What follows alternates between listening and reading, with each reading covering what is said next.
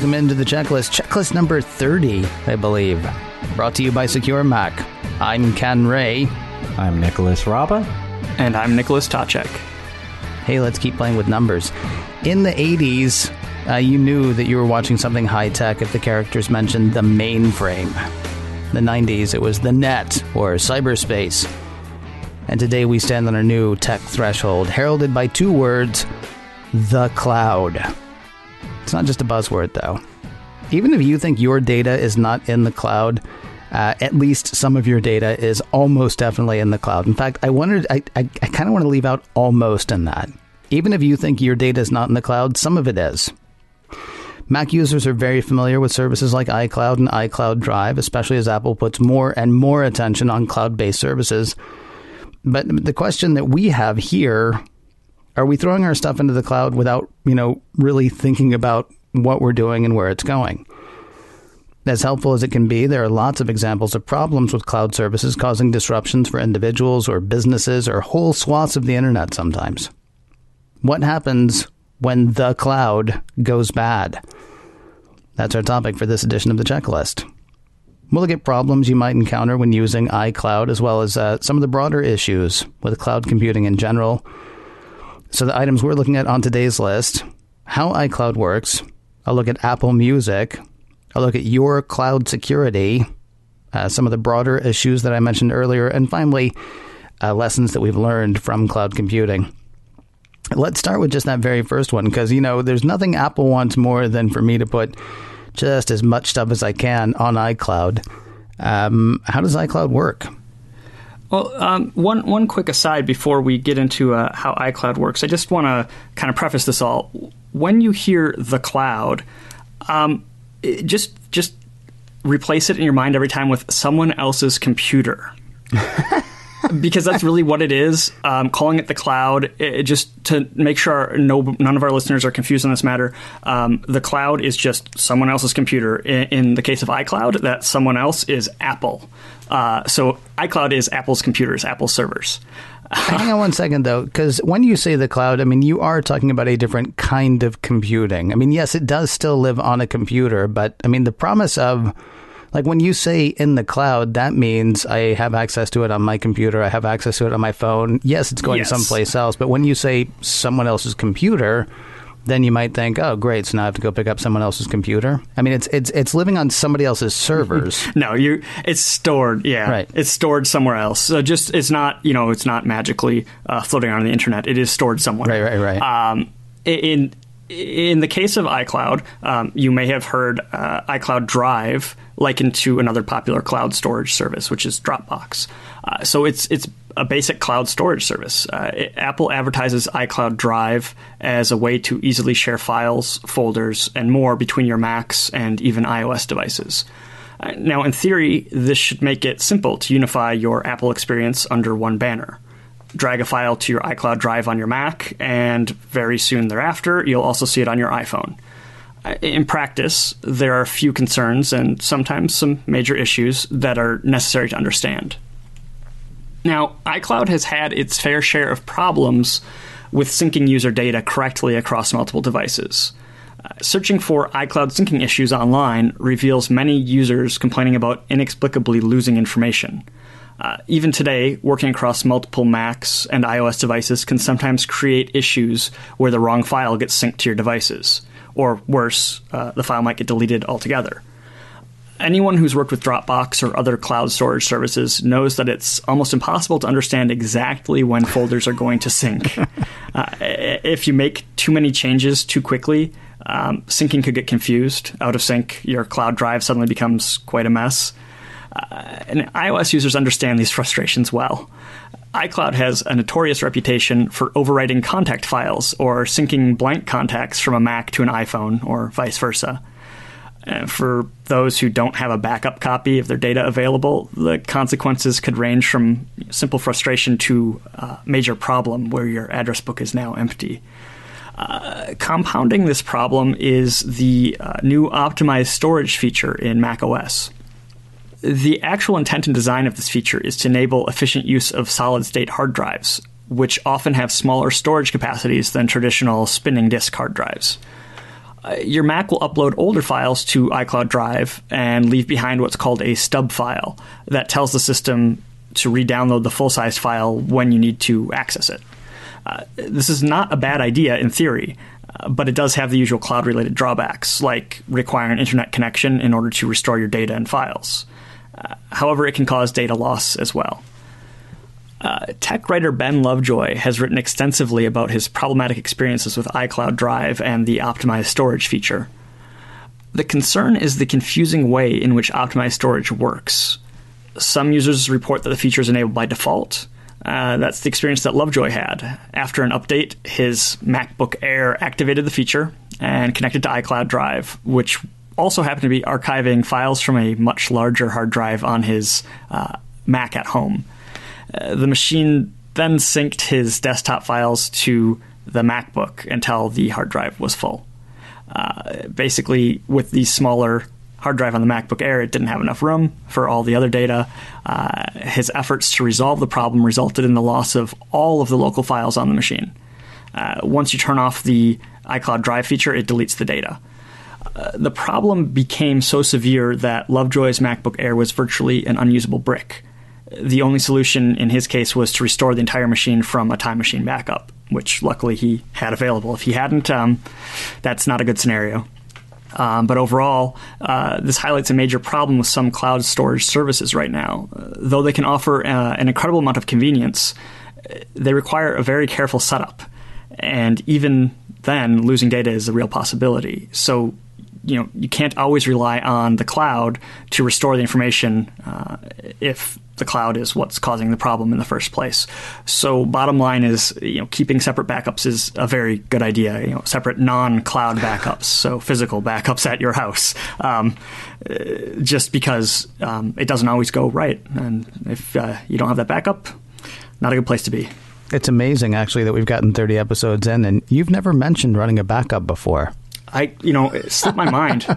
Yeah, right. I think actually maybe last episode, maybe the first episode that we've never talked about. As you say, running a backup. So that's always, almost always, always going to be good advice from your friends at Secure Mac.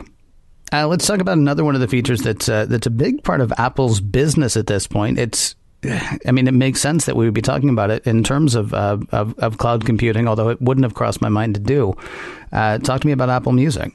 So iCloud's not just for storing documents, pictures, and other regular data. Apple is also pushing forward with its cloud-based Apple Music service. In one sense, you could view it as the logical conclusion of the philosophy originally behind the iPod, the desire to take your music anywhere.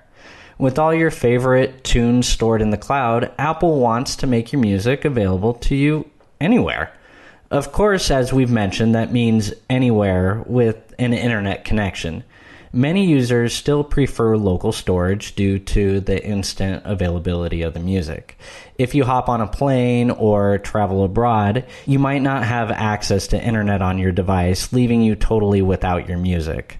As frustrating as that is, though, Apple Music has had its fair share of accidental deletions as well. Perhaps the highest profile incident concerns Jim Dalrymple, a journalist who wrote a widely shared article about his Apple Music mishaps. Based on metadata, the software was mistakenly identifying songs as duplicates or just not adding tracks at all. A very careful, curated collection of music quickly became a mess. Worse still, when Dalrymple simply turned the Apple Music service off, he lost access to nearly 5,000 songs, including many he'd purchased from iTunes. Bad metadata matches and other issues were responsible for many problems early in Apple Music's lifespan. Since then, Apple rolled out iTunes Match, which verifies the audio fingerprint of a track to determine its identity. While this cuts down on problems, it doesn't eliminate the overall drawbacks of the service. It's worth weighing the pros and cons whether cloud-based music storage is right for you. Now, Ken. Yes. Didn't you have an experience like this? Yes. I don't like to talk about it. It makes me sad. Talk about it, because one of these listeners probably has exactly what you're looking for. Okay. I used to go see Letters to Cleo back in Boston, back when they first started. In fact, I believe I saw them at their very first free show. You know how local bands will end up doing free shows at government places, things like that. I saw them perform someplace, Government Center in Boston in 1990. I can't even tell you. And so I used to see them in local clubs all the time, and I bought their first album, Aurora Borealis, which was awesome. And even had to write to them to get the lyrics. They sent me an 8.5 by 11 sheet of paper with all the lyrics photocopied on it. Anyway, one of the songs on there, I guess it's Here and Now, became a hit later on, I think, Melrose Place. And then they got signed to a record label, and that record label reissued their first album. But they had them record 2 or 3 of the tracks again, including the one for Here and Now. And so I had that original cut of it, and it was wonderful. And then when I went to iTunes Match, I guess, it said, "Oh, Here and Now by Letters to Cleo. We've got that. I'm not going to bother copying his. I'll just go ahead and play him mine." But what it played was the reissue. And so, yeah. And then I've lost the CD somewhere along the way as well. So I don't have the original and far superior edition of Here and Now, or a copy of Here and Now. So yeah, if you got that, write to me. I'd love to talk to you. And I'll share our email address later. But yeah, that's a very small, I knew exactly what Jim was talking about when he wrote his thing, because that happened to me. Luckily, it happened to me with one song, not 5,000. So yeah, thanks for making me tell the sad story. But the record you're looking for was one released at the show by the band before they re-recorded, before they did that. You're looking for somebody out there who was at that show, who purchased it like you did back in the day. Right, yeah, exactly. I'm not looking for a copy of Aurora Borealis, because I can get one of those, no problem. If Kay Hanley sold you yours at, I can't remember the name of the clubs I used to see them at now, but, TT the Bear's place. If you bought yours off the band at one of the clubs in Boston, yeah, hit me up, because I want that original song, or a copy of that original song. And I don't feel like I'm stealing it, because I bought it a million years ago for cash money. Let's move on to a next topic on the list, your cloud security. So we're talking about, are we talking about my security, or are we talking about the security of the cloud infrastructure that I'm using? It's a little bit of both, actually. Security issues are at play with services like iCloud. First is the simple fact that you're sending your data to a server connected to the internet somewhere. If iCloud Drive automatically uploads your files to a server, that means potentially very sensitive information is now sitting in the cloud. Yeah, Apple stores your information securely and makes every effort to keep hackers from accessing it. To date, there's no public evidence that attackers have ever compromised and stolen data from Apple's iCloud or iCloud Drive servers. The celebrity picture hacks that made the headlines in 2014 wasn't actually a result of hacking iCloud so much as gaining access to individual accounts through a phishing campaign. But a flawless track record now doesn't guarantee a flawless track record in the future, especially as the service grows. Therefore, it's always worth considering potential future risks. As handy as the cloud is, you shouldn't ever rely on it 100% for data storage. Problems could arise whether you're away from a high-speed internet connection or if Apple suffers a breach. A second security concern sits closer to home. Consider that Apple may not be the weak link in this equation. Instead, it could be you. Take the case of another tech journalist, Matt Honan of Wired. Through a combination of simple internet recon and social engineering, attackers gained access to many of his accounts, including his iCloud and Dropbox accounts. They used publicly available information and password recovery forms to find relevant information, like email addresses. Using this information, they then posed as Honan while calling Apple and requesting a password reset. They used their access to delete his data and remotely wipe his Mac. And this isn't just a lesson in why you should use two-factor authentication for critical data. It's also a warning about the cloud. If an attacker can gain access to the right service, he could wield tremendous power over your digital life. If you do plan to use cloud storage service, observing rigorous security procedures is definitely a must. Now, I had mentioned earlier there's sort of some broader issues that we'll want to talk about with moving information to the cloud, and I guess we're there now. I don't really know. Well, I mean, tell me, what are some of the bigger issues we should keep in mind? Well, outside of the Apple ecosystem itself, cloud systems power more things behind the scenes than you might expect. Distributed web hosting, run on giant networks of interconnected servers, now powers large swaths of the internet. Microsoft and Google run their own services, while retail giant Amazon is one of the biggest providers through its Amazon Web Services, or AWS. Its S3 Simple Storage Solution service forms a foundation for many major websites and apps around the world.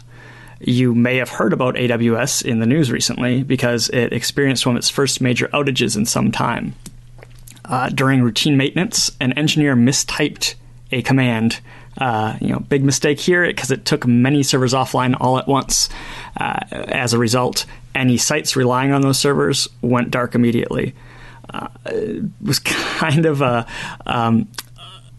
cascading effect when other services couldn't access the ones they relied on, that ultimately relied on Amazon. It was just everything went down. And it wasn't until the servers finished rebooting that the service returned, and that took a few hours. While generally very reliable, this incident, as well as the high-profile distributed denial of service attacks recently, showcased the potential vulnerabilities of hosting sites in the cloud. Though the distributed denial of service was merely disruptive and caused slow service, similar attacks have temporarily brought down other cloud-based services, disrupting the ability to conduct business, send email, and process sales transactions. So then, here's the problem I'm having. I like the convenience of all the iCloud stuff. I like my Apple Music, despite the fact that it lost me that one song. Certainly it's easier for a lot of services to use AWS or S3 than it is for them to build their own infrastructure. We've heard about all these hazards. What are the lessons that we should learn from all this stuff? I guess overall, it's kind of showing that as convenient as the cloud can be, it's also clear that there are some definite drawbacks in certain situations. Whether it's accidentally losing music that was hard to find, or encountering a syncing error that wipes out your contacts, those can be major frustrations. The more you rely on the cloud, the riskier it becomes. As we've seen, it's easy for a mistake or a compromised account to lead to damaging losses of data. But clearly, the cloud is still a developing ecosystem. At the same time, as mentioned, the convenience is undeniable. In a world full of Wi-Fi, it's almost essential for those in business and on the go to use cloud services. You with smaller size solid state drives, you can't carry all your data around necessarily on your laptop or your iPad. All at once. So that convenience on the go of being able to access anything from your Mac at home, your music, it's great. It's also crucial for a mobile-focused world when it comes to business. What level of involvement is right for you, however, is a matter of personal choice. And just understand what's at play before making a commitment to the cloud. The cloud's here to stay. How quickly its reliability improves will be key to its long-term success, but it most likely isn't going anywhere anytime soon. It can offer many benefits, but we think it's important for you to be aware of the risks as well. If you do plan to use cloud-based services regularly, don't forget the importance of that offline backup. By keeping an extra copy of your data safe and regularly updated, you can avoid many of the common problems that people experience if they're relying on the cloud without any sort of safety net in place. So if you want to go over some of the issues that we've covered in today's episode, my Aurora Borealis story not included, you should check out the show notes on our website, because we do have one. securemac.com/checklist is the site, and that's for today's show and the 29 shows that came before it and however many shows there are in the future. securemac.com/checklist for all the show notes. If you have a question you'd like to ask or a comment you'd like to share, maybe a topic you'd like to hear us hit in the future, we do have an email address as well. It is checklist@securemac.com. That address again is checklist@securemac.com. And if you can't remember that, do remember this. You are listening to The Checklist, brought to you by Secure Mac. And we'll talk to you next week.